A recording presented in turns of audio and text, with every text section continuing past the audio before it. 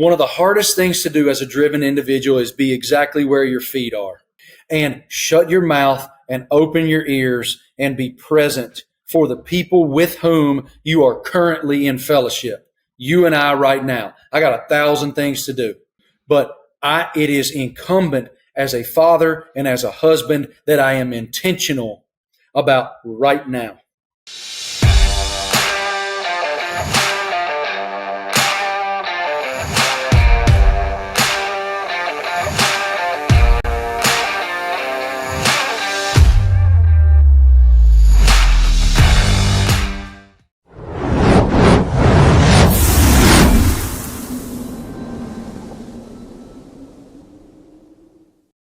Hey everyone, welcome to the Business Growth Pod. I'm your host, Allan Draper. In business, leadership can be quantified in a variety of ways, from employee satisfaction surveys to net revenue. In sports, it often comes down to championships. Championship coaches are in a unique position to share their thoughts and ideas about leadership and what it takes to become a great leader. And Marty Smith got a front row seat to exactly that.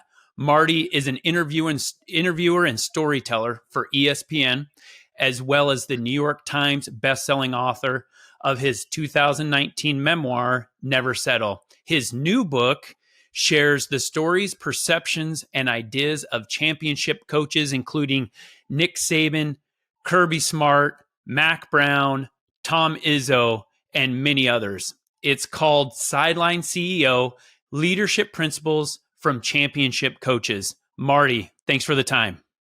Allan, I'm so grateful, brother. Thank you for giving me the platform to chat about it and that amazing introduction. Yeah, it's funny.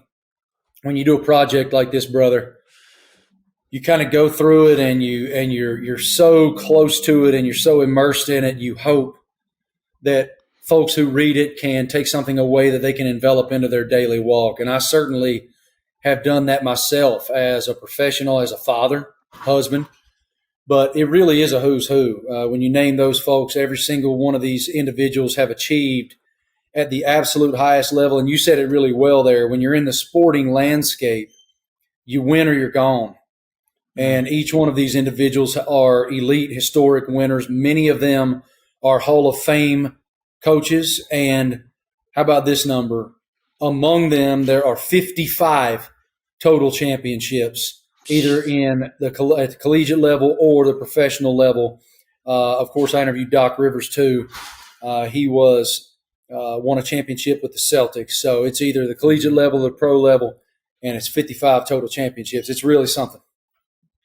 That's incredible. And, you know, we're happy to get access to you, Marty, talk about this amazing book. We know that you're preparing for a college football game tomorrow at Texas A&M. So we appreciate, I know you're in a public space. There's going to be some things going on behind you. That's not a problem at all. We're happy to have you. In the first chapter of your new book, there's a lot of ideas and concepts about leadership that get tossed around from all these great coaches. For you personally, how do you define what leadership is and what it means to you? Bringing people with you. I think that through trust of action and trust of words and following through on what you say, you build that trust. And you can't lead without trust. Trust is the most important foundation principle in leadership. If you have trust, you can move mountains. If you don't, you can't lead them out of a room. To quote Urban Meyer from the book. But I think that, I think about my own path, and I've been offered opportunity from so many different people, so many different individuals who had platforms that offered me opportunity and believed in me when I didn't believe in myself. And they gave me that opportunity and they mentored me into what they saw. And I think that's what great leaders do. And it doesn't matter the context of what we're talking about. And there's another very important part of that, Allan. And I learned this from Roy Williams, and that is this. You don't treat everybody the same. You treat everybody fairly. And I thought that was such an interesting thing because we've heard so many times throughout our lives and walk and journey man, I'm going to treat everybody the same. I don't care if you're the biggest star. I don't care if you're the guy at the end of the bench. I don't care if you just started at XYZ company or you're tenured 20 years. We're treating everybody the same. BS. You treat everybody fair because life is context and repetition. And the context for you is not the context for me, right? Because we learn at different rates. Our respective definitions from the leadership level are not the same thing based on what we've earned. And I just thought that was such an interesting perspective from those guys and something that seems fundamental, but until it was verbalized, I never really thought about it that way. I think that when you're rubbing shoulders with leaders at that level, you get to benefit from the experiences and the lessons that they've gone through. And a lot of these folks have been around a really long time. I thought it was really interesting when Tom Izzo is talking about kind of his definition of leadership and how it was kind of a common theme throughout the book where, and you already mentioned it, where it's not leadership unless you're bringing people along, that leadership involves impact or influence. And Tom Izzo specifically said something like how he in not so many words, but he's not a fan of this quote unquote leading by example, because that just means no one is watching you. What are your opinions of that aspect of it, of leadership, this requirement of, hey, we've got to bring people along with us, and not all people are going to react the same? I do believe you can lead by example myself, but like you look at Kobe Bryant, okay, at the player level, Kobe Bryant led by example because he was the first guy in the gym, and while all the other guys were going out to the club at night, he was like, I'm going to work. So it's on you guys to meet my level of personal expectation of excellence, right? Now, Kobe brought them with him too. He led by example, but he also verbalized, demanded, and followed through.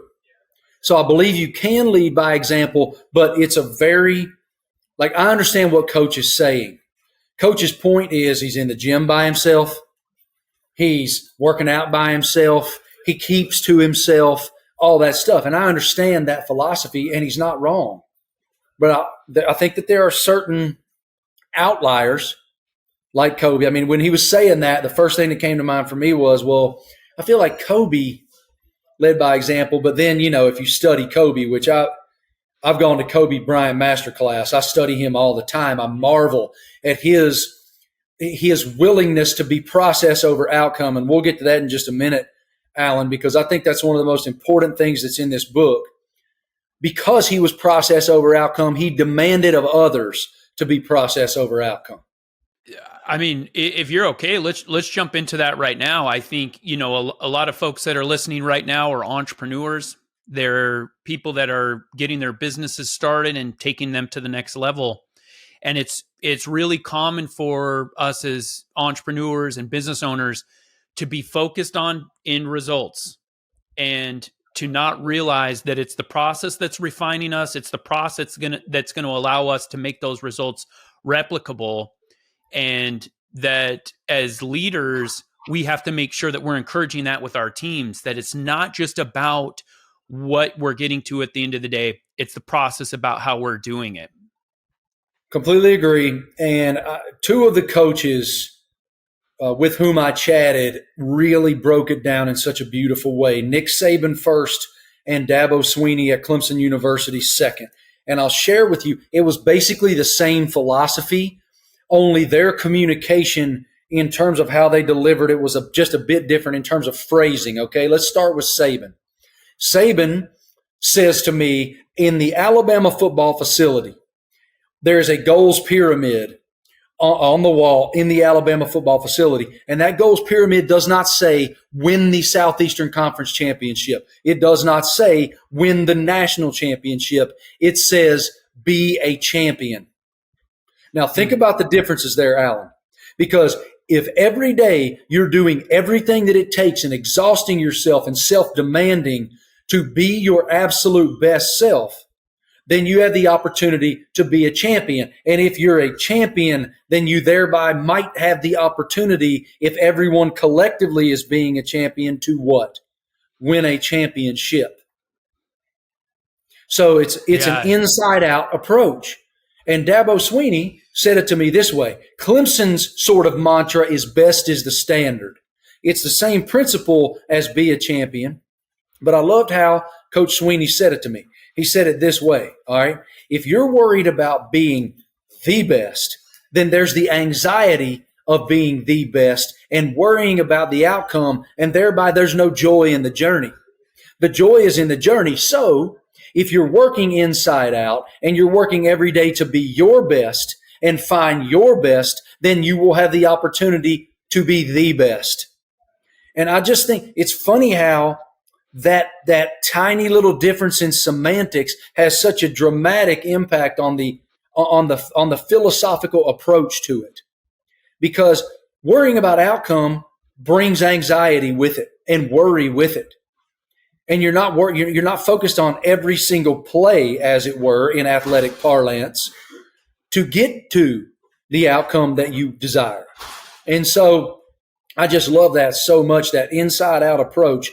Be a champion, and best is the standard. I love what you're saying, Marty, because it's so replicable. If you're looking from the inside out, you're changing things and you're changing your perspective in a way that you can continue to replicate that regardless of what team you're on, regardless of what year it is or what you've accomplished in the past. And so having that perspective on process and what the individual is doing, makes that replicable. And I think that's fantastic. I love having these types of conversations. I love analogies and I love stories. I love the passion that you bring in your book. And I think this book is fantastic especially for business owners, because of what the stories, the quotes, can tell them and teach them about their businesses, how they can apply them to their businesses. I love how you can analogize leadership in all different arenas. I love sports analogies because I love sports. How have you noticed the impact of your leadership style and what you've learned about leadership over the years and from the greats in your family, both as a husband and as a father?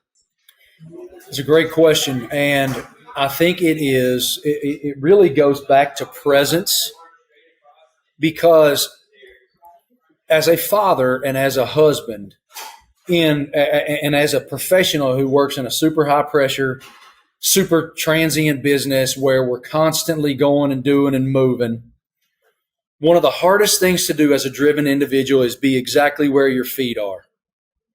And shut your mouth and open your ears and be present for the people with whom you are currently in fellowship. You and I right now. I got 1,000 things to do. But it is incumbent as a father and as a husband that I am intentional about right now. And I was reminded of that as I made my way through how these coaches have to operate, especially today. Because if you think about guys like Saban, Swinney, Calipari, Smart, Izzo, they're getting the best of the best in their sports to come play for them. All right. And these are young people who have been told for a long time that they're God's gift to sports. So how do they stay present with that person, continue to affirm that person, but offer that person structure they may have never had? It's a very unique paradigm, right? Tear them down, build them up. It's like Calipari said in the book, the culture here is everybody eats. And that's a hard thing for a lot of these young people. And so that presence is so important because it's the process of building that trust. And then you build that trust by great communication, great listening skills, which is one of the most underappreciated great skills of leaders, is just listening. And I mean, the person that really stood out to me in the book talking about listening was Coach Corbin, Vanderbilt's head baseball coach. Brilliant thought process from him on the value of listening. To him, it is the best way you can let someone know you care. Because if you're genuinely listening, your mind is not turning towards what you're going to say next. You're genuinely responding to their heart. And that's a hell of a thing, son. That is a very dynamic thing. So all of those things are very important as a dad and as a husband. And a lot of us are not good at it. So I've tried to be more intentional in those ways. Your comment about just really listening to people, it struck me. I just finished reading The 7 Habits of Highly Effective People by Stephen Covey. I've read it a few times. And one of those habits is you seek first to understand, then to be understood. And as human beings, we want to get our voice heard. We want to be heard first. And he kind of turns it on his head. And it sounds like, you have a chapter that's about communication and listening. And that's how important it is. I kind of wanted to go through some of the chapters in the book. So you gain thoughts of the championship coaches on 7 different leadership qualities: trust, communication, listening, delegation, culture, crisis management, self-evaluation, and evolution. And there's kind of this underlying theme in the book about how leaders are well-rounded. Why do you think that is? Why do you think that there's all these things that a really strong leader needs to be in order to be effective? Well, there's not a lot of them, right? They're very, very special individuals, especially when you are someone who can move. I mean, going back to your very first question about sort of my perspective on what leadership is.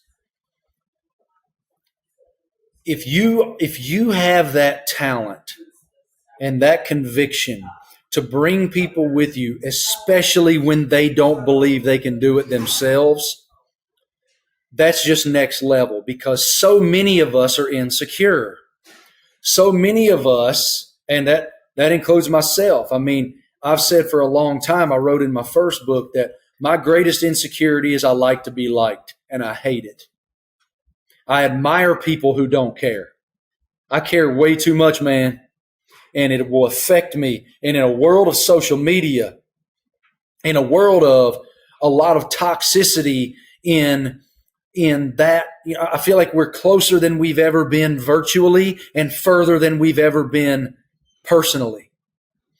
And you got to think about all those inputs that these young people are experiencing. I just did a feature on Jordan Travis, Florida State's quarterback, for College Game Day. And Jordan almost quit football because of what people were saying to him on social media. So think about what these coaches are managing. All these young people have all these inputs. And so you have to be personal with them and intentionally personal with them. They're going through things in these formative years of their lives. So you have to demand excellence of them between the lines, because your butt's on the line. Again, it's high. You got to win or go home. So they are very, very rare species, these great coaches in the leadership space. And, I'm sure there's a lot of business people who have to be great leaders, but does their business just bomb if they're not great leaders? I don't know. That's why delegation is such an important. That's why I put delegation in the book, Allan, because great leaders delegate responsibility and don't micromanage. You hire people that you believe in, and then you let them do their job.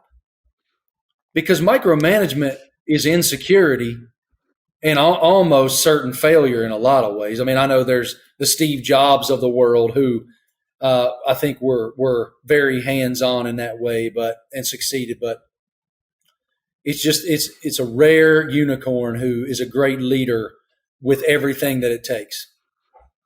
When I was early in my business career, and I started my first company, I really struggled, Marty, because I felt like no one cared like I did. So it was really tough to let go of the reins for me. And then I Yep. realized, hey, if I'm going to hire somebody, I'm not going to hire them and then do their job, because then one of us is irrelevant. So what is it? You do talk a lot about delegation, how important that is, and I'm 100% on board with that concept. What is it that is, for delegation that is so difficult for young leaders? It's not just young leaders, Allan. It's uber-driven people. Because as Greg Sankey, the Southeastern Conference Commissioner, whom I interviewed in the book, said, if you're a high achiever and an uber-driven individual, there's this thought process of, I'll just do it myself. But as you ascend up the line and you have so many things in a macro perspective of your business, whatever your business may be, you just can't do it all. Growth requires delegation, and delegation equals self-confidence. Now, if that person is falling down on the job and you see a quality control issue in one certain area, and if you put it again back in the coaching world, here's the perfect analogy. Actually, the perfect analogy is exactly where I'm sitting right now. Texas A&M football. Jimbo Fisher is the head football coach at Texas A&M University. Jimbo Fisher, for his entire career, has been an elite offensive mind. He has, whether he was the offensive coordinator, he called the plays. Once he ascended to head coach, he was the play caller. It's gotten to the point where the head coaches of major college football programs are CEOs. They have to have a macro approach. If there's a big tennis recruit coming to campus, a big volleyball recruit coming to campus, who do they want to meet? They want to take a picture with a football coach. So the nuance that comes with play calling and scheming for specific defenses that you're going to face that weekend, it's just so inside baseball. The head coaches they just don't have time for it. And this year, for the first time, Jimbo hired an offensive coordinator and said, okay, Bobby Petrino, it's yours. And we all wondered, was he really going to do it or not? But he is, and it's working. And so when you are where I grew up, man, I grew up in Appalachia, farm country, small rural America, the rural South. And my daddy always used to say, if it ain't broke, don't fix it. For greatness these days, I don't know that applies. Yeah, that's awesome. Marty, I know you're short on time. I have a laundry list of questions here. We're going to have to save those for another day. I wanted to wrap up with one thought. You've interviewed some of the greatest coaches and rubbed shoulders with some of the greatest athletes and individuals in history. If there could be, one interview that you could take from either an athlete or a coach that you've never had the opportunity to take, who would that be and why? Michael Jordan. The answer is Michael Jordan. I was infatuated with Michael in every way when I was a kid. He transcended sport in a way that few before him ever did. And to this day, he's still this mysterious figure. And I've had the opportunity to be around Michael socially some. I would love the opportunity to sit down with him again with open-ended questions that let him share his truth, a closed mouth and open ears, and just learn. Because you think about this man's life, Allan, greatest of all time between the lines, and you'll never convince me otherwise. He's the GOAT. I know there's the LeBron, Kobe, Wilt Chamberlain, Magic Johnson, Larry Bird. People want to it's MJ. Then you look at the entrepreneur, okay? You look at the business mind. All right, the Jordan brand is one of the strongest brands in the world. He bought the Charlotte Hornets for $180 million from Bob Johnson, just sold it for $3 billion. man knows how to do it. And so I have a trillion questions for him, and I respect him so much. So the answer is MJ. Love it. Marty, thank you so much for your time. We appreciate you. For those that are listening, go get the book. Go get the book. It's going to help you as a father. It's going to help you as a business leader. It's going to help you scale your businesses. It's going to help you solve problems. It's going to help you become a better human being. So, Marty, thank you for your time, and look forward to staying in contact with you, my man. Allan, thank you, brother. I'm so grateful you gave me the platform. I'm sorry that we have to cut it short a bit as I prepare to go host a show here in College Station, Texas. But I'll tell you, before I let you run, I think those of you who are business leaders, business owners, young entrepreneurs, one thing that you do not sign up for, but almost invariably have to envelop into your path, is crisis management. And that chapter in this book, I feel like the storytelling from these coaches of crises they've had to manage that are beyond your comprehension will really be impactful for you. And I believe that's the best chapter in the book. Thank you so much, Allan, for giving me the platform. Thank you, guys. Please go check it out. I do believe there's a lot of lessons, quotes, moments that you'll be able to inject into your personal journey that will be beneficial to you guys. Thank you so much, Allan. I'm grateful, brother. Thanks, Marty. If you have enjoyed today's podcast, please leave us a rating. And for daily inspiration and business tips, follow Allan on Instagram. Until next time, remember, we build the future one entrepreneur at a time.